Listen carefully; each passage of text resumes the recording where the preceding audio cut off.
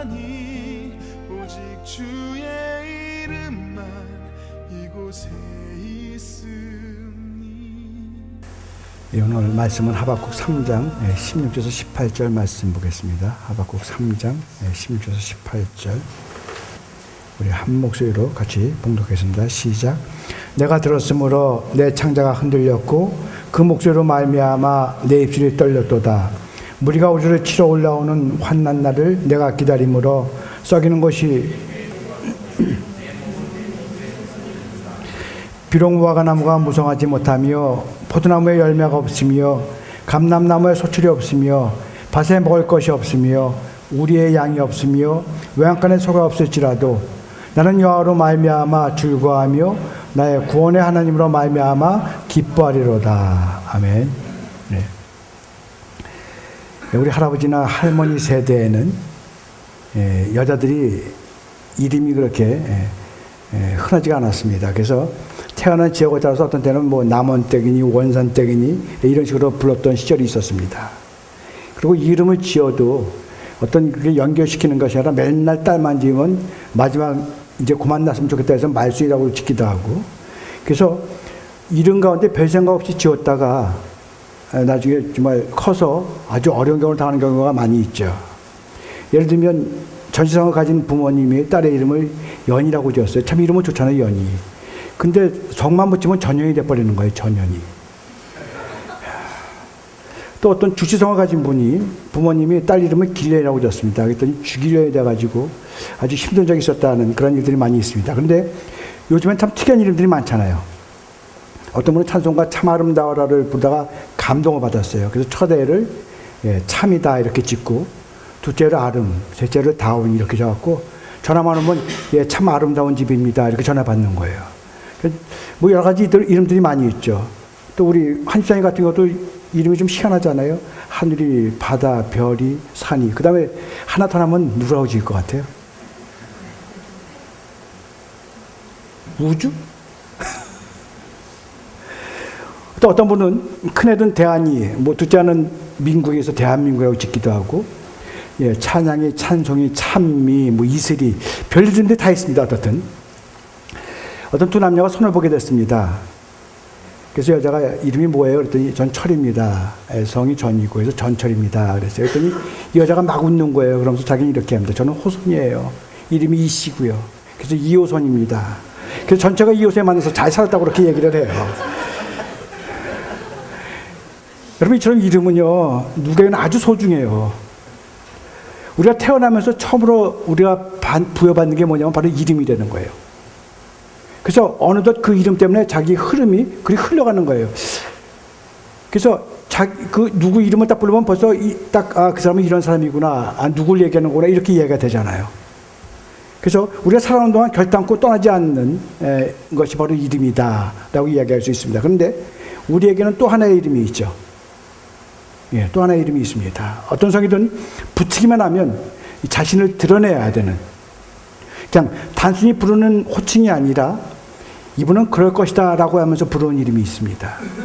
집사라는 이름, 권사라는 이름, 장로라는 이름, 전도사, 목사라는 이름이 그런 거죠. 그래서 성만 갖다 붙이면은 이 사람은 집사니까. 특별히 우리 교회 같은 경우 어떤 분들이 그렇게 얘기했잖아요. 무슨 문제만 있으면 안수 집사님이 해야지. 왜냐면 그 이름에 맞는 호칭, 그 이름에 맞게끔 행동을 해야 되니까 그런 것들이 있다는 거죠. 여러분 역사를 한번 이렇게 보세요. 이렇게 보시면서 집사님 아니면 권사님 부르기만 해도 은혜스럽습니다. 한번 해보세요.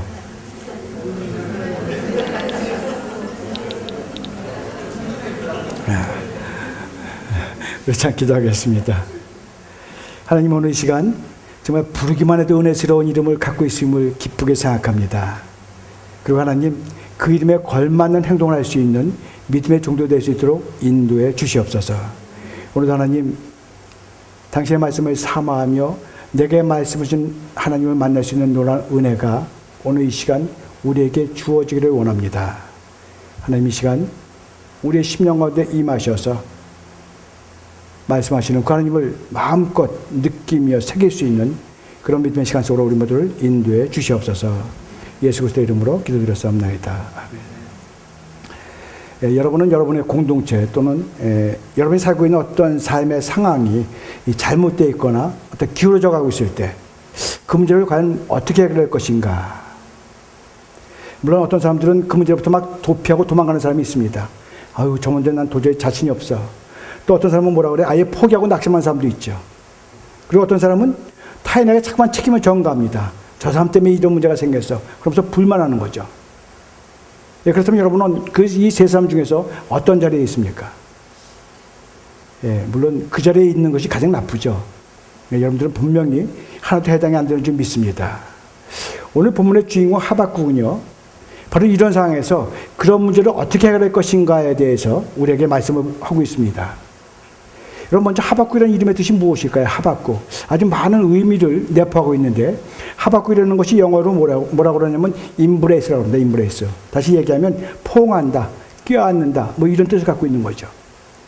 그래서 하박국 선지자는 어떤 어려움이 있거나 어떤 시험이 닥칠 때마다 낙심하거나 도피하거나 불평하거나 도망가는 것이 아니라 반드시 그 문제를 가슴에 끌어안고 기도하는 종이 바로 하박국이다. 우리 이렇게 이야기할 수 있습니다.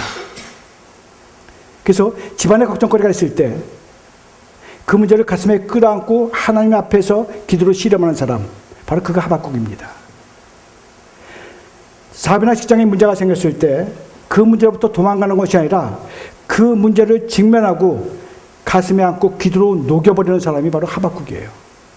어떤 교회에 문제가 있을 때 불평하고 원망하고 비평하는 것이 아니라 그것을 가슴에 안고 기도로 막 부르짖는, 몸부림치는 그 사람이 바로 하박국이라는 거예요.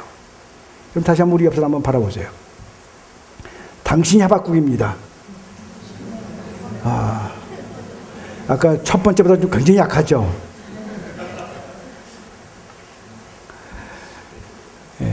우리 대부분의 그리스도인들이 이런 생각을 많이 해요. 내가 지금 하고 있는 일이 과연 하나님의 뜻에 합당한 일인가? 이런 생각을 많이 합니다. 정말 이렇게 하나님의 일이 합당한 건가? 하나님이 이 일을 허락하신 건가? 이런 고민들을 많이 하죠. 정말 이것이 하나님의 뜻이 어디까지고 내 생각은 어디까지일까? 이런 고민들을 우리가 많이 하는데 바로 2600년 전에 하박국이 이런 하나님의 음성을 듣고 이런 갈등과 고민했다는 거예요. 하나님께 계속해서 항의하고 질문하다가 그 하나님의 음성을 듣고 창자가 흔들리고 입술이 떨렸다, 이렇게 고백을 합니다. 여러분, 우리가요 이성으로만 하나님을 만나니까 그렇지 정말로 하나님을 우리가 전심을 통해서 하나님을 만난다면, 그래서 어떤 우리가 깊은 절망과 또는 고난과 또는 어떤 역경 가운데서 내가 전심으로 하나님을 만난다면 우리도 하박국 선지자가 말하는 그런 간증, 그런 고백, 그런 용기, 그런 믿음, 그런 환상이 우리에게도 생길 줄 믿습니다. 그래서 오늘 하박국 3장 17절에서 하박국이 이렇게 고백하는 거예요. 이것은 기도하기보다는 자기 자신의 신앙 고백이고 간증이고 찬양입니다. 비록 무화과 나무가 무성치 못하며 포도나무에 열매가 없으며 감람나무에 소출이 없으며 밭에 식물이 없으며 우리의 양이 없으며 외양간에 소가 없을지라도 나는 여호와로 말미암아 즐거워하며 나의 구원의 하나님으로 말미암아 감사하리이다. 이게 하박국의 고백이에요. 비록 내게 건강이나 재물이나 성취나 어떤 모든 것이 이루어지지 않았다 할지라도, 정말 내가 직업을 잃어버렸다 할지라도, 내일 죽일지라도 결코 나는 연연하지 아니하고 바로 그 상태 속에서 하나님만을 바라보겠다. 이것이 하박국의 고백입니다. 여러분, 우리의 인생을 책임져 주시는 분은 사실 주님밖에 없습니다. 여러분이 하나님을 만나고 그리고 하나님의 음성을 듣고 그리고 하나님으로부터 확신을 받을 수 있다면 사실 우리에게 뭐가 무섭고 무엇이 두려운 것이 있겠어요. 여러분, 하나님을 만나서 음성을 듣는 여러분들이 되시기를 예수 그리스도의 이름으로 축원합니다. 우리가 이 하박국 1장과 2장을 보면요, 유대 땅의 어떤 부정과 부패 이런 것들이 하나님이 너무나 화가 나셨어요. 그래서 하박국 선지자가 이렇게 얘기를 합니다. 하나님, 왜 심판을 머무르세요? 왜 악이 득세하는 걸 그냥 놔두세요? 하나님이 정말 공의로우시다면 이 상태를 그냥 놔두지 말아주세요. 이렇게 고백을 하는 거예요. 이렇게 고백을 하는데 특별히 더 심하게 고백하는 이유는 뭐냐면 바로 그런 백성들을 치리하는 게 누구냐면 바로 바벨론이라는 세력을 통해서 치리하고 있다는 거죠. 더 지금 현재 자기들보다 더 악한 세력을 통해서 치리하는 것, 이것이 과연 하나님의 공의느냐? 이거에 대해서 계속해서 고백하면서 간절히 이야기하는 것이 바로 하박국 2장의 이야기입니다. 그리고 그런 갈등 속에서 누구를 만나요? 하나님을 만나는 거예요. 저는 여러분이요, 어떤 부조리 또는 어떤 이해되지 않는 상황, 도저히 막 참을 수 없는 그런 어떤 답답한 상황들, 억울한 상황들, 바로 그런 속에서 우리가 첫 번째로 해야 될 것이 무엇이 있냐면 하나님께 원망하는 거예요. 불평하는 겁니다. 여러분 해보셨어요? 어떻게 내가 하나님께 원망 불평하냐고요? 해야 돼요. 여러분 시편의 다윗도 그렇고 많은 사람들이 원망과 불평 많이 했습니다. 해본 사람만이 아는 은혜가 있어요. 해본 사람만이 아는 은혜가요. 제가요 신학교 다니면서 정말로 저는 하나님께 많이 따졌었어요. 하나님 이러려고 저를 여기 보냈습니까? 정말로 저는 무사람들에게 조롱당하고 비웃음도 하고, 야 어떻게 저런 사람이 주의를 해? 야 어떻게 저런 목소리로 노래를 해? 어떻게 찬양인도 하지? 별소리 정말 다 들었어요. 그래서 제가 정말 새벽마다 일어나서 하나님께 고백하는 거, 하나님, 아니 저를 여기에 보낸 게 하나님이지 내가 가고 싶어 한 거 아니잖아요. 왜 이렇게 하나님 어려운 얘기를 내가 겪어야 됩니까? 이런 고백을 많이 했습니다. 그런데 여러분 결국은요, 그런 사람들을 누가 세워요? 하나님이 세우시는 거예요. 그래서 너는 그럴지라도 내가 너와 함께 한다면 반드시 이런 모습이 너가 될 것이다. 이런 사실을 우리에게 알려주는 겁니다. 그래서 저는 원망하는 것들 저는 당연하다고 생각해요. 그래서 저는 여러분에게 항상 이야기하는 데서 산책기도 우리가 반드시 드려야 돼요. 산책하면서 하나님 세상에 그럴 수가 있어요? 아니 남편이라는 자가 맨날, 와이프라는 자가 맨날 얘기하는 거예요. 얼마든지 얘기할 수 있어요. 그러다 보면 어느 날 갑자기 하나님이 이렇게 얘기하세요. 내가 알아. 야, 그러면 또 한 번 넘어지는 겁니다. 여러분 그래서 정말 하나님께 그런 어떤 나의 있는 그대로, 감출 것이 아니라 있는 그대로 우리가 하나님께 고백할 때 하나님의 놀라운 은혜가 우리에게 주어진다는 사실을 여러분 믿으시기 바랍니다. 자, 이 하박국에서는요, 본문 2장 14절에는 아주 유명한 말이 나오죠. 대조물이 바다를 덮은 같이 여호와의 영광을 인정하는 것이 세상에 가득하니라. 예, 우리가 보험 찬송에도 있는 것처럼 아주 굉장히 유명한 말이 나옵니다. 그리고 20절에 보니까 오직 여호와는 그 성전에 계시니 온 땅은 그 앞에서 잠잠할지니라 그랬습니다. 여러분 이것이 하나님의 대답이에요. 밤이 깊으면 반드시 새벽이 온다는 겁니다. 지금 하나님께서 의를 행하고 구원을 베풀고 계시다는 사실을 이야기하는 거예요. 이것을 하박국이 깨달은 겁니다. 그리고 음성을 들은 거예요. 그리고 하나님이 주시는 환상을 보기 시작합니다. 그래서 이 하박국 3장에 들어가기 시작하면은 하박국은 이제 하나님과 논쟁하는 것을 포기합니다. 자기 어떤 신앙과 논리로 악인이 득세하는 것이 이해되지 않고 괴로웠지만 성소에 들어가서 하나님을 만나는 바로 그 순간, 그리고 하나님의 음성을 듣는 바로 그 순간 하박국의 원망은 뭘로 변해요? 기도로 변하기 시작했다는 거예요. 그래서 이 3장 1절은 항의나 따짐이 아니라 하박국의 기도입니다. 예, 믿음이 없을 때는 그러잖아요. 왜 이런 고난이 내게 닥칩니까? 이렇게 고백하잖아요. 계속 따지고 항의하지만, 그렇게 철없이 막 이야기하지만, 그러나 하나님의 음성을 듣는 순간부터 우리의 원망이 뭘로 변해요? 예, 중보기도로 변한다는 겁니다. 중보기도로. 그리고 2절에 보세요. 여호와여 내가 주께 대한 소문을 듣고 놀랐나이다. 여호와여 주는 주의를 이 수년 내에 부응하게 하옵소서. 이 수년 내에 나타내시옵소서. 진노 중에라도 궁의를 잃지 마옵소서. 예, 하박국이요, 하나님의 음성을 들었습니다. 어떤 그 자기 족의 아주 비참한 환경, 참혹한 현실, 살아날 방법이 없는 그런 절망 가운데서 하나님의 음성을 듣는 순간 하박국은 여호와여 내가 주께 대한 소문을 듣고 놀랐나이다. 이렇게 기도했다는 거죠. 여러분 우리가요 하박국처럼 하나님에 대한, 예수님에 대한 어떤 소문을 듣고 놀라본 적 있으세요? 야 정말 기가 막히는 하나님이구나. 여러분 우리가요 하나님의 음성을 듣고도 느끼지 못하고 그렇게 놀라지 않는다면은 하나님의 음성을 듣고도 우리가 깨닫지 못하기 때문이에요. 아무리 교회에 나와서 설교를 많이 듣고 성경 공부를 많이 한다 할지라도 머리로만 이해가 되고 정말 실제로 죽음에서 부활했다는, 내가 옛날의 김영복이 아니라 현재 하나님의 아들인 김영복으로 바뀌었다는 사실을 내가 체험하지 못한다면, 모세가 광야에서 구름 기둥과 불 기둥을 보았던 것처럼, 바위에서 물이 나오는 것을 경험했던 것처럼, 정말로 최악의 상황인 광야에서 이런 비밀들을 발견하기 시작할 때 흥분한다는 겁니다. 오히려 광야에서 흥분한다는 거예요. 광야에서 감격스러운 복이 된다는 사실을 깨닫게 된다는 겁니다.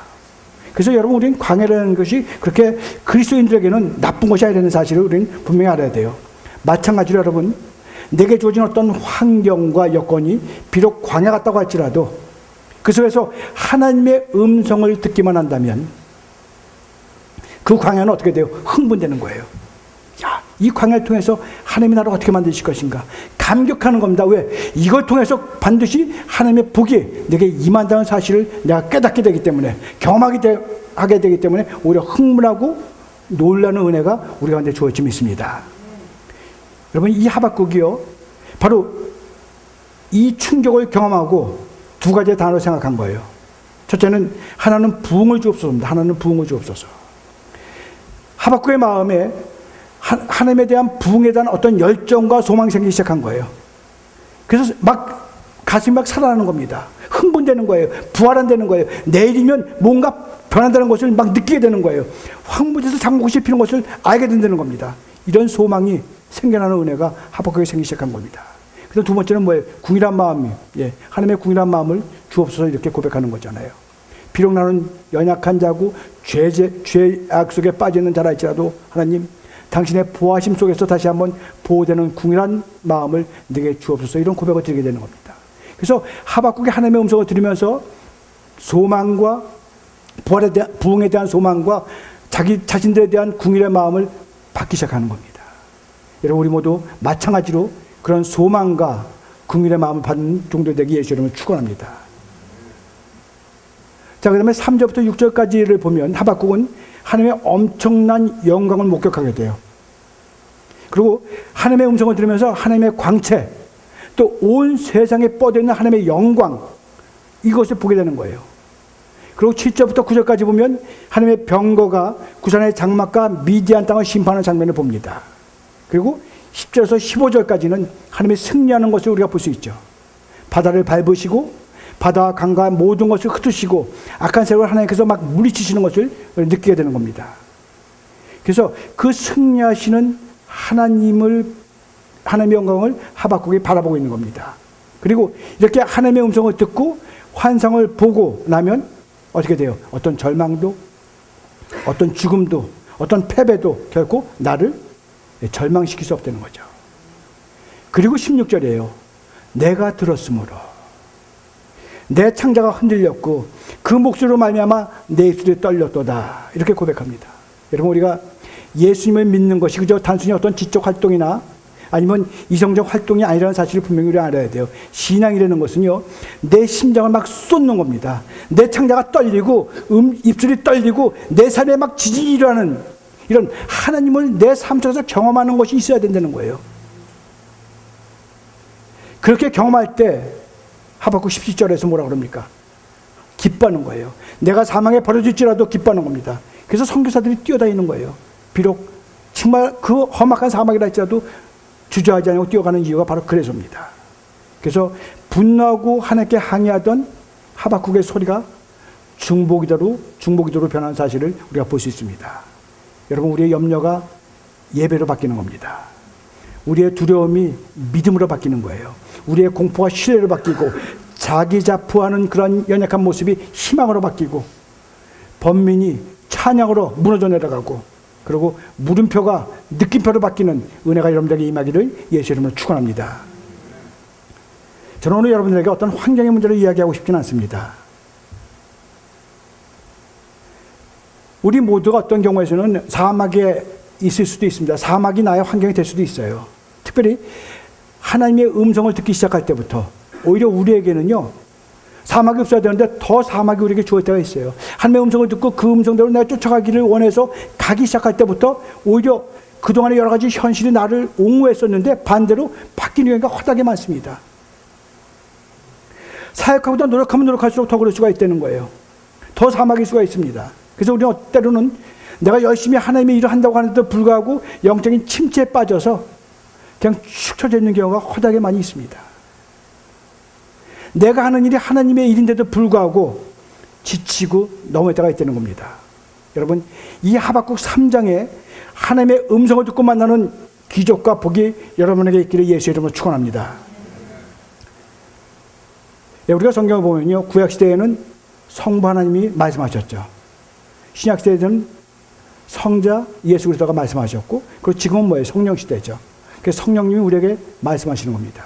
그렇다면 성령님이 우리에게 말씀하시는 것을 우리가 어떻게 들을 수 있을 것인가? 오늘 이게 관건이죠. 어떻게 하면 나도 하나님의 음성을 들을 수 있을 것인가?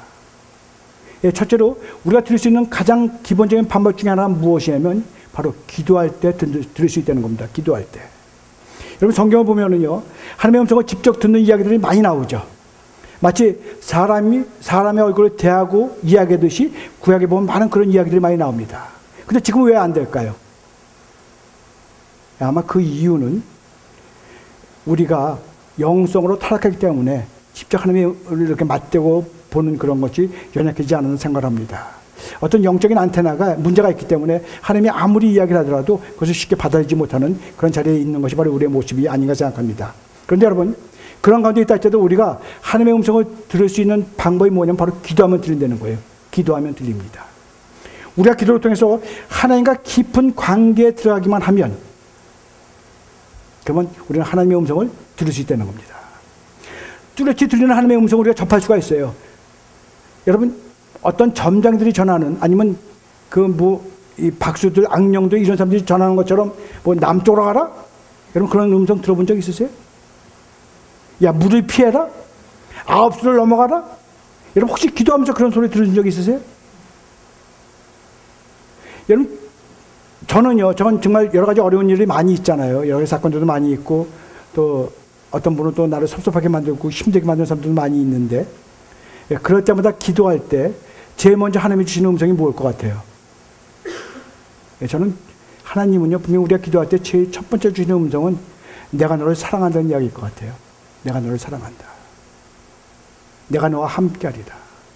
어떤 가운데 있다 할지라도 나는 너를 떠나지 아니하리라. 이것이 하나님의 음성이 되는 거예요. 여러분 무슨 이렇게 해라 저렇게 해라 절대 그것이 아니라 정말로 하나님이 함께한다는 사실을 어떻게 하면 저 종에게 내가 알려줄까? 이것이 바로 하나님의 마음이에요. 그래서 내가 기도할 때마다 하나님 어떻게 하면 좋을까라고 이야기할 때 내가 너를 사랑한단다. 여러분 그 음성을 들을 때 우리는 광야 속에서도 깊은 위로와 평안을 얻고 담대히 나아갈 용기를 얻는 줄 믿습니다. 자, 두 번째는요. 하나님은 우리의 마음에 일어나는 어떤 깨달음이나 확신을 통해서 응답하신다는 거죠. 우리가 기도 중에 어떤 문제를 붙들고 하나님의 뜻을 구합니다. 하나님, 이 일이 정말 당신이 허락하시는, 당신이 기뻐하시는 일입니까? 이렇게 물어요. 그러면 기도하는 중에 여러분 많이 느끼잖아요. 마음의 평안이 이렇게 쫙 임하잖아요. 마음의 평안이 임하면서 불안하고 두었던 그런 어떤 마음들이 이렇게 녹아져 내려가는 것을 느낄 수가 있습니다. 그리고 결코 피하는 것이 아니라 한번 해볼 만하다 이런 마음이 나한테 들어올 때가 있어요. 그러면서 마치 누군가가 나와 함께 있는 것 같은 것을 느낄 때가 있다는 거죠. 이게 우리의 마음에 감동을 주는 겁니다. 물론 때로는 묵묵부답일 수도 있어요. 사실 여러분 우리가 기도하면서 가장 많이 느끼는 게 바로 이 묵묵부답이죠. 한마디 얘기 안 하시고 마치 나몰라라는 것 같은 그런 느낌들. 그렇게 열심히 기도하며 기다렸는데도 하나님은 침묵으로 일관할 때가 있습니다. 하나님, 이젠 되지 않았나요? 남들은 한 번도 걸리지 않는 병을 2번씩이나 주셨다면 이제는 하나님 좀 뭔가 좀 편하고 좀 잘 나가야 되는데 왜 계속해서 이렇게 어디가 터지고 아프고 이래야만 됩니까? 이런 고백을 아무리 드린다 할지라도 하나님은 거기에 대해서 앤서가 없으세요. 하나님, 저들은요 저렇게 기도도 제대로 하지 않는 것 같은데 저렇게 잘 나가는데 하나님, 저는요 새벽 기도도 나오고 제가 많은 예배를 참석하면서 주님께 고백하고 있는데도 우리 아이는 이렇게 맨날 병이나 들고 저는 맨날 이렇게 생활에 쪼달리고 취직은 되지 않고 도대체 하나님 정말 계신 겁니까? 라고 아무리 간절히 이야기한다 할지라도 하나님은 묵묵부답입니다. 왜 침묵하실까요? 그런데 여러분, 예수님도 하나님과 교제하면서 하나님의 음성을 듣고 우리에게 이야기를 한다고 그랬는데 예수님께도 하나님이 어느 날 침묵하셨다는 사실 여러분 아세요? 예수님이 고개에서 십자가를 지고 돌아가실 때 나의 하나님 나의 하나님 어찌하여 나를 버리시나이까라고는 그런 간절한 고백을 드릴 때 하나님은 침묵하셨어요. 아무 얘기 안 하셨습니다. 그렇다면 하나님이 할 말이 없어서 안 하셨을까요? 아마 하고 싶은 말을 삼키고 계셨을 것이다 라고 저는 생각합니다. 아들을 보내시면서 아무 말 없이 눈물을 흘리시는 아버지의 마음을 여러분 한번 가져보셨습니까?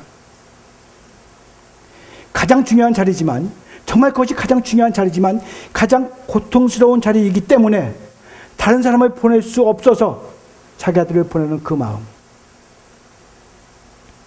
여러분, 우리가 이 세상을 살아가면서 어떤 일 때문에 또는 어떤 환경 때문에 또 어떤 사람 때문에 고통스러울 때가 우리에게 주어질 때가 있습니다. 그런데 여러분, 하나님이요 바로 여러분을 사랑하셔서 여러분을 신뢰하셔서 맡기셨다는 사실을 우리는 분명히 알아야 돼요.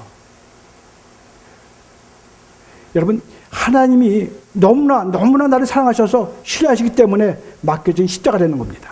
그래서 우리는 포기하면 안 돼요.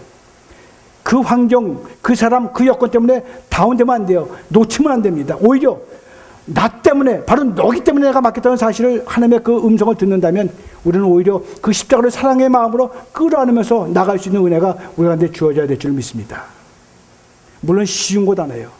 이게 쉽지 않습니다. 그러나 여러분, 가만히 있는 것이 아니라, 그러나 하나님이 나와 함께 한다는 사실 때문에 그 십자가를 끌어안기 시작한다면 바로 그 시간부터 하나님의 역사와 하나님의 인도하심과 하나님의 보호하심이 나에게 주어질 줄 믿습니다. 어떤 미랄 선교단 모임에서 간증한 어느 어머니의 이야기입니다. 그녀는 선교사가 꿈이었습니다. 그래서 내가 시집 가면은 남편하고 얘기해서 선교사로 좀 나갔다 오리라 이렇게 다짐까지 했었어요. 그래서 그런데 결혼 후에 얻은 아이 3명이 중증 장애자가 됐습니다. 이 아이들 바라보면서 하나님께 이런 고백을 했어요. 하나님, 내가 무엇을 잘못했나요? 내가 무엇을 잘못했는지 모르지만 정말 하나님, 아무리 내게 잘못이 있다 할지라도 이 아이들을 이런 장애자로 만들어서 평생을 장애자의 삶을 살아가는 것은 너무나 가혹하지 않습니까? 하나님, 이유가 뭔가요? 1명도 아니고 3명씩이나 주신 이유가 뭡니까? 정말 가슴을 쓸어안고 기도하던 그녀에게 어느 날 하나님이 이런 마음에 감동을 주셨습니다. 미안하구나 내 딸아. 이 세상에 꼭 보내야 할 연약한 3 영혼이 있었는데 너라면 잘 맡아줄 것 같아서 내게 보냈다. 잘 부탁한다. 그 마음을 듣는 순간 그는 펑펑 그 자리에서 울었다고 이야기를 했습니다. 하나님이 날 사랑하셔서 하나님이 나를 신뢰하기 때문에 이 땅에 꼭 와야 할 3명의 천사들을 선물로 주셨다는 그런 사실로 다시 한번 우리 아이들을 돌아보니까 이 아이들은 중증 장애인이 아니라 하나님이 주신 천사로 보이기 시작했다는 거예요. 여러분, 때로 우리 인생이 정말 힘들고 어떤 때는 답답하고 어떤 저주받은 인생처럼 느껴질 때가 있습니다. 그러나 여러분, 바로 그것이 하나님의 자녀라는 것의 증거라는 사실을 우리가 일단 인정을 해야 돼요. 그래서 여러분, 우리 그리스도인들에게 주는 어떤 고난과 고통과 환난은요, 우리를 향한 저주가 아니라 하나님의 가장 아름다운 뜻을 이루어나가는 은혜라는 겁니다. 왜냐하면 하나님은 가장 사랑하는 자녀들에게 고통의 길을 맡기시기 때문이에요. 여러분 스스로가 한번 생각을 해보세요. 굉장히 어렵고 힘든 일이에요. 그런데 반드시 누군가 해야 됩니다. 그럼 누구한테 맡길까요? 아마 내가 가장 싫어하는 사람에게 그 일을 맡겨야 되지 않겠어요? 그래야 좀 뭔가 이루어질 수 있으니까. 바로 그런 의미에서 하나님은 때로는 우리를 너무 어렵게 만들고 힘들게 만들고 고통스럽게 만들고 답답하게 만들 때가 있다는 겁니다. 왜? 나를 사랑하시고 나를 신뢰하시기 때문에 다른 사람한테 맡길 수가 없어서 바로 나한테 맡겼다는 그 사실로 우리의 환경을 돌아본다면 우리는 얼마든지 하나님이 나와 함께 한다는 사실 때문에 담대하게 나갈 수 있는 은혜가 우리한테 주어질 줄 믿습니다. 여러분, 지금 삶의 여정이 힘들고 지치고 어렵다면, 그리고 내가 그렇게 기도하는데도 아직까지 기도의 응답이 없다면, 침묵으로 일관하신다면 하나님이 사랑하시기 때문에, 신뢰하시기 때문에 주어진 것이라면 얼마든지 우리는 감당하리라 믿습니다. 여러분, 사도 바울이 그랬잖아요. 육체의 가시를 뽑아달라고 그렇게 기도를 했습니다마는 하나님은 전혀 응답하지 않으셨어요. 그런데 그런 묵묵부답 가운데서 사도 바울은 이렇게 고백을 하잖아요. 자고하지 않게 하시려고, 내가 교만하지 않게 하시려고 그랬다는 겁니다. 내가 약할 때 강함을 주시는 하나님을 만나게 하시려고 그랬다는 거예요.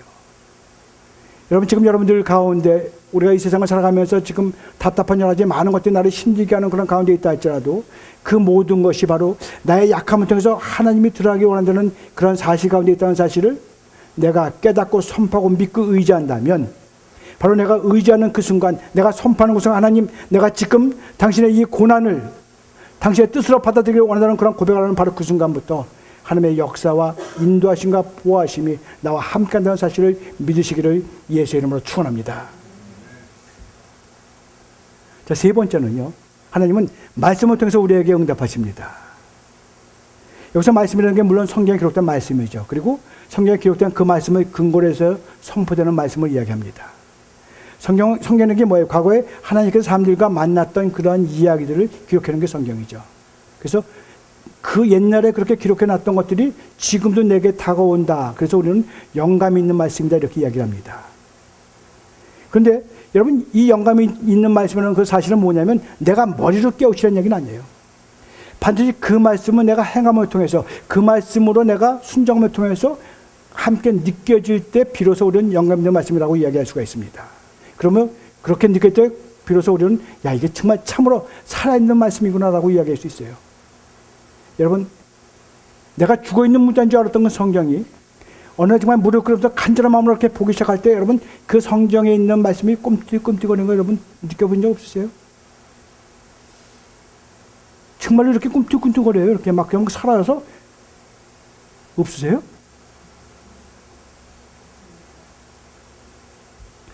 그래서 히브리서 기자가 뭐라 그랬어요?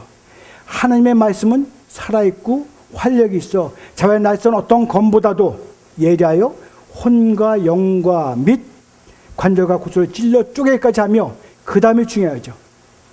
마음의 생각과 뜻을 판단한다고 그랬습니다. 내가 어떻게 할까? 여러분, 분명히 성경이 우리에게 이야기를 하길 하나님의 말씀이 내 마음과 생각을 판단한다고 그러셨어요. 거기서 다 결정을 하는 겁니다. 거기서 하나님의 말씀을 가지고 내가 효보를 봐야 돼요. 요즘 말로 얘기한다면. 시편자들도 뭐라 그랬어요? 주님의 말씀은 내 발에 등불이요 내 길에 빛이라고 그랬습니다. 여러분, 이렇게 이야기할 수 있었던 사건들은 뭐냐면 그 말씀대로 내가 순종했더니 정말로 하나님의 말씀이 내 발에 빛이 되고 등불이 됐다는 사실을 내가 체험했기 때문에 성경에 이렇게 기록되어 있는 겁니다. 그래서 말씀은요, 우리의 영적인 뭐예요? GPS예요. GPS입니다. 여러분, 하나님의 음성은 분명히 있습니다. 왜? 그분께서는 말씀하시는 분이잖아요. 말씀으로 세상이 창조됐잖아요. 말씀으로 병을 고쳤고, 말씀으로 눈 감은 자를 눈뜨게 하셨고, 말씀으로 귀머리를 열게 하셨고, 말씀으로 앉은 병을 일으켜 세우셨고, 말씀으로 문둥병 자를 물리치는 게 다 말씀이잖아요. 말씀은 분명히 있다는 겁니다. 그런데 그렇게 많은 말씀을 하는데도 불구하고 우리가 듣지 못한다는 거예요. 그래서 많은 사람들이 뭐라 그래요? 왜 나는 하나님의 말씀을 듣지 못하나요? 왜 듣지 못할까요? 기도하지 않기 때문이에요. 여러분, 기도하세요. 정말 간절한 마음으로 내가 오늘 하나님의 말씀을 내가 듣고야 말겠다는 그런 어떤 간절한 고백이 내게 있어야 돼요. 여러분, 그런 고백이 없이 그냥 중언부언하는 기도 백날 해봐야 아무런 의미 없습니다. 정말 내 삶 속에서 내 안에 있는 모든 것들을 일단 끄집어내서 하나님, 내가 오늘 이 시간 정말 당신 앞에 고백하기를 원해요. 하나님, 이런 어떤 간절한 고백이 있을 때 하나님은 분명히 우리에게 말씀하십니다. 하나님은 분명히 우리의 심령 가운데 깨달음을 주시면서 바로 이것이구나라는 것을 느끼게 하는 거예요. 하나님은 분명히 내가 그렇게 간절히 고백하면서 하나님의 말씀을 묵상하기 시작할 때 그 말씀이 꿈틀꿈틀거리면서 내 심령 가운데 막 바뀌기 시작하는 거예요. 여러분, 이런 체험이 있을 때 우리는 비로소 좌로나 우로나 흔들리지 아니하며 온전히 주만을 바라보며 어느 때든지 내가 무릎을 꿇기만 하면 주님이 나와 함께하리라 믿음에 나갈 수 있는 은혜가 우리 가운데 주어질 줄 믿습니다. 어느 목사님이 이런 이야기를 한 적이 있습니다. 어떤 어머니에 대한 말씀하셨는데, 피곤한 어머니는 폭풍우 가운데서 잠을 잔답니다. 그렇게 난리가 치는 대로 잠을 잔대요. 그런데 갓 태어난 어린아이가 뒤척거리는 소리에는 잠이 깬다는 거예요. 이것이 바로 어머니의 마음이라는 겁니다.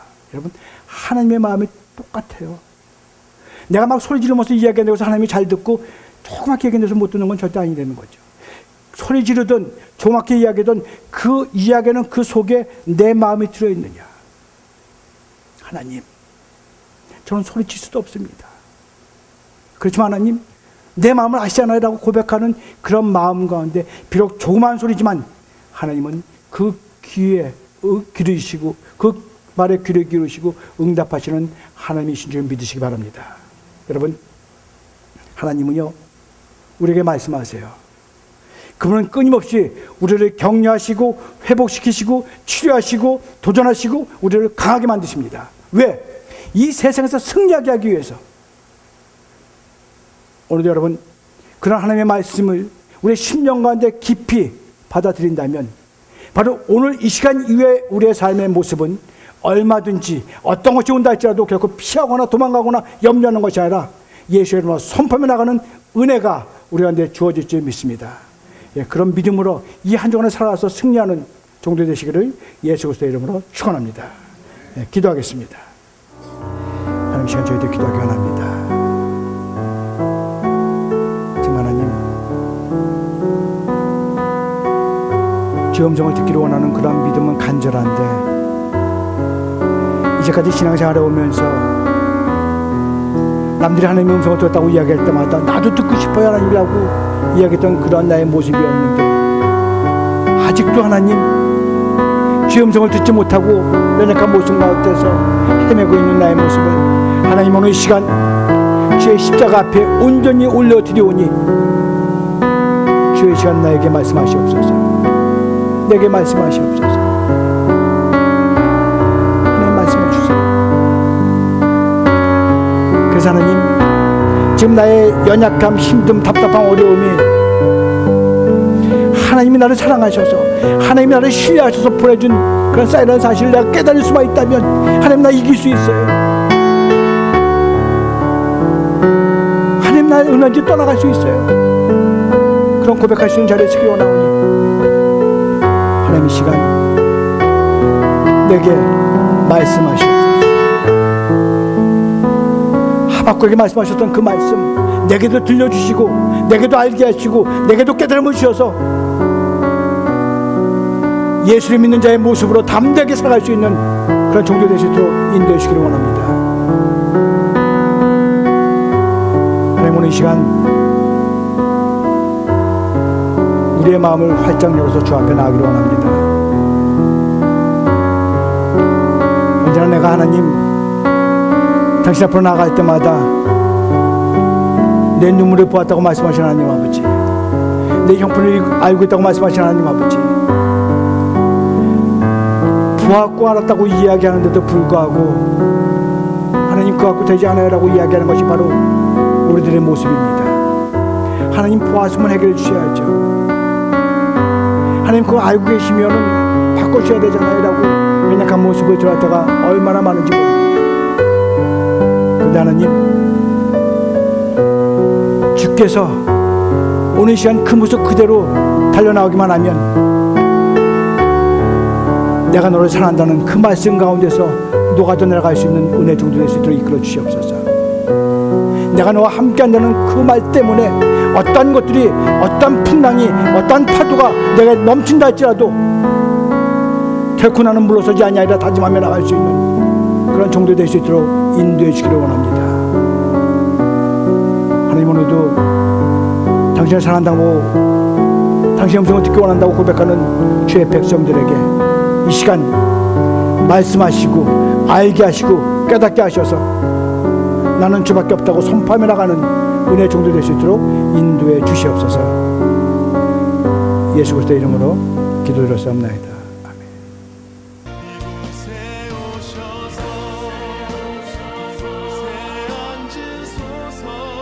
이곳에서 드리는 예배를